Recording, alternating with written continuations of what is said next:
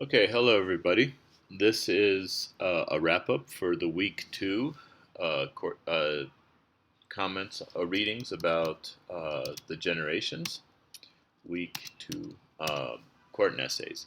This is just in case the WebEx does not work. I thought I should share some of my impressions about the readings.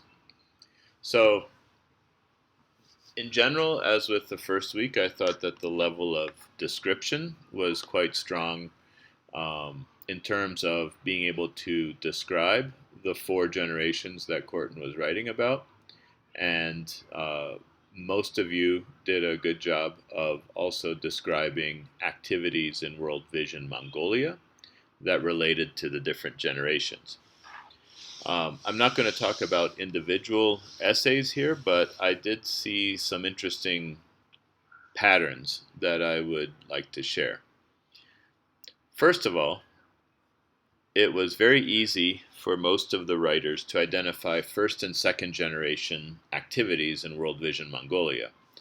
And many of you commented that these were actually put together. It wasn't, so World Vision tended to do service delivery and training at the same time.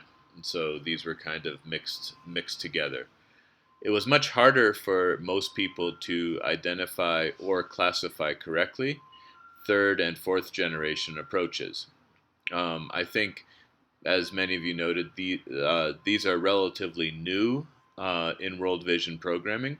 Uh, Relatively meaning since about 2010, 2012, about somewhere between IPM and DPA is when you really started to see more programming um, coming out of third generation. I think the other reason, well, I'll talk about that later on. But so this was just one pattern. Most of you noted first and second generation was easy to see. Third and fourth generation, people struggled a little bit more. What does that really look like in World Vision Mongolia? Now, some of you did note that World Vision Mongolia is operating with more than one generation at the same time. Even right now, when technically all four generations are supposed to be happening, you still see Generation 1 service delivery, you still see trainings, you still see, but you're trying to see more facilitation and mobilization and joining social movements and coalitions.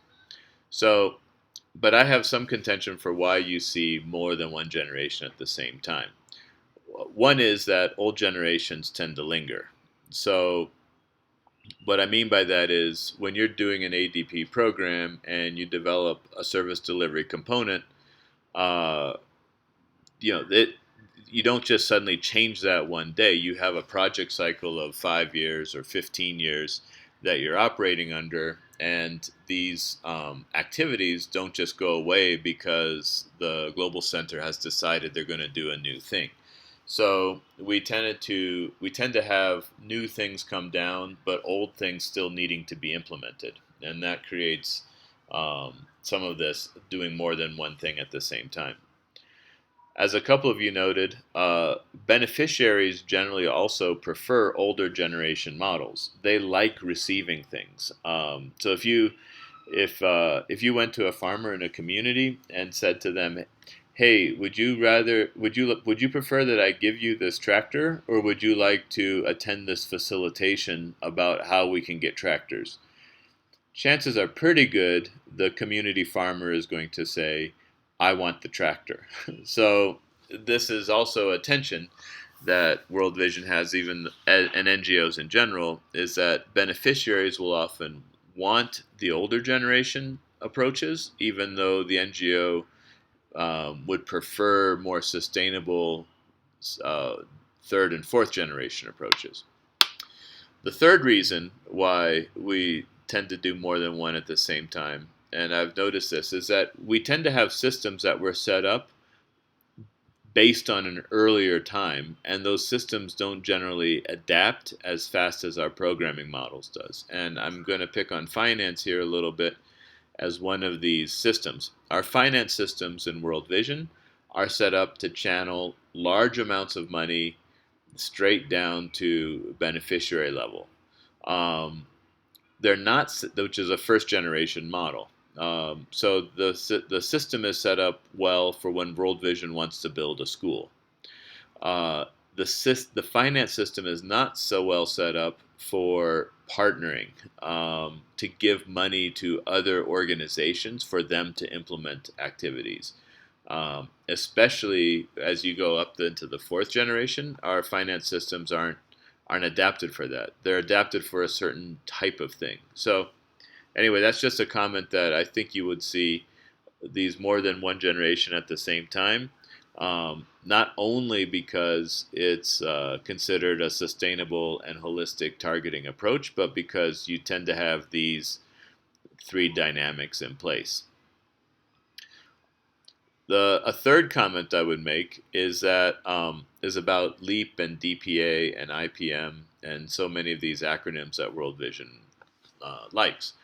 Many of you mentioned the DPA process, which I would contend is a third generation model. So this was really when World Vision rolled out that they didn't use this language, but they said when we want to move from first and second generation into third generation was when they moved out their DPA, which was more or less around 2012.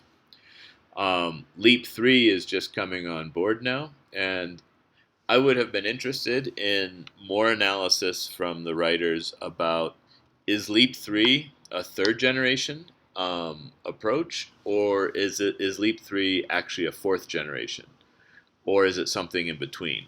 Um, I have my opinions on that, but so some of you talked about DPA, um, but I would have been interested in more discussion about Leap 3 and where is Leap 3 in this. A fourth comment. I only have 5 comments. My fourth comment is um, some of you mentioned transition ADPs and sustainability, and I would have liked to have seen more discussion or reflection about what these implementation models of Korten's, the generations, what do they mean for these old ADPs? Because these ADPs were formed probably when first and second generation models were normal in World Vision.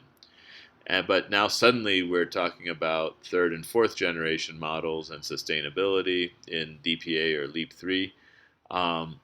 Did these old ADPs have enough time to implement this new programming approach to ensure sustainability? It would have been interesting to see more comments about that.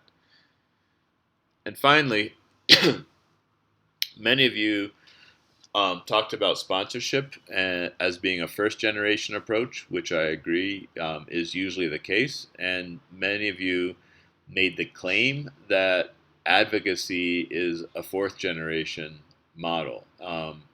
But I would say in both cases, sponsorship and advocacy both really deserve their own generational analysis, meaning that you have in sponsorship, you have first, second, third, and fourth generation types of approaches to sponsorship. In advocacy, you have the same thing. So sponsorship, when you talk about some of these, what's it called, GKs and GIKs and GKNs, these are really this idea of channeling money from one place to a different place, which would really be sponsorship as a first generation approach. But you do have a lot of things around, especially in the new, some of the new conceptualizations of sponsorship that are really more third and fourth generation models. They talk about community mobilization for child monitoring, which isn't the same thing as hiring somebody to do child monitoring, which would be more of a second generation, but really like mobilizing the community to think about child well-being, or fourth generation models where you might talk about child well-being as a social movement. Now, I've seen this kind of stuff in some of the global center and literature around sponsorship. I don't know how much of this actually happens at the field level, but I think sponsorship is really trying to reinvent itself along these 4 generations as well. And finally, advocacy, I think, has the same when we talk about advocacy and world vision, we might actually be talking about four different types of generations. So a first generation advocacy approach would be when world vision does advocacy on behalf of somebody else, when they just deliver the service of advocacy. The second generation might be when world vision might train others in doing advocacy. um, a third generation would be when world vision mobilizes communities to do advocacy on behalf of themselves. So I would contend that the CVA approach that some of you mentioned is really the third generation model of advocacy. Um, a fourth generation model of advocacy would be around World Vision being involved in or fomenting, creating, mobilizing social movements for advocacy. And again, I've seen some of this language in some of the Global Center documents about creating social movements for child well-being. I'm not sure how much of that actually happens at the ADP level yet. I think this is more language at the Global Center. But it's really, when you talk about advocacy, this is the point I wanted to share with you. I don't think it automatically falls into the fourth generation of Korten. I think advocacy can actually be looked at in a first, second, third, or fourth generation way. The so too is sponsorship. So that was just a sort of a wrap up comment I had looking at your writings. Now, I won't say any more than that right now. I think I've described most of the things for the next week in my other YouTube link, but I just wanted to comment a little bit about some of the patterns I saw in your writing, um, that and just add some of my own thoughts about some to respond to some of those. Anyway, this is just in case the WebEx seminar doesn't work tonight. I will pass this link around beforehand. Have a good morning.